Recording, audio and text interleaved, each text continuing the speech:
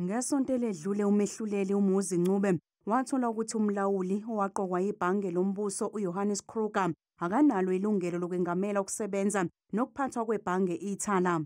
UKruger wayefake isicelo sokuba leli bhange livalwe ngelithi aliyilandeli imithetho kanti-ke umemezile ukuthi uzosidlulisa isinqumo senkantolo.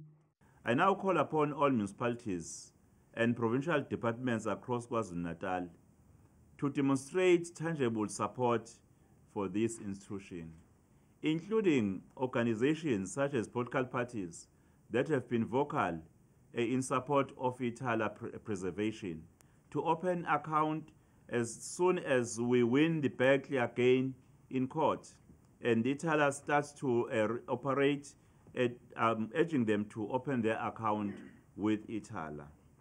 I-CEO yeThala uDokotela Thulani Vilakazi ithi kuzothatha isikhathi leli bhange ukuba liqala ukusebenza ngokugcwele kulandela ukubanjwa kwama-akhawunti nomonakalo nje owenzekile phakathi kwezinhlelo zalo nobudlelwane namakhasimende alo. We anticipate that it would take us almost between 3 to 6 weeks before we're able to service the first customer if we're going to now continue to do the deposit taking activity. Not because we are unable to do so, but because of what is required for us to validate, to do a lot of a number of things. Njengamanje leli bhange liyasebenza kepha liyemukela imali efakwayo ama-deposit.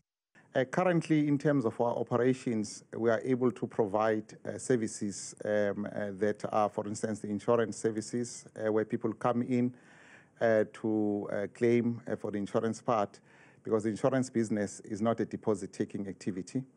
And also the fact that we have made arrangements with regard to them being able to pay for installments. iThala Bank lasungulwa njengesikhungo sentuthuko iThala Development Finance Corporation Limited ngo-1958 nguhulumeni wezabelo wakwaZulu woholo umntwana uMangosuthu Buthelezi osakhothama. Kwathi uma kungena uhulumeni wentando yabantu ngo-1994 lehlukaniswa izimpiko ezimbili, olulodwa olwentuthuko kwathi olunye lwaba olwezinsiza zokubhanga noma ukulondoloza imali.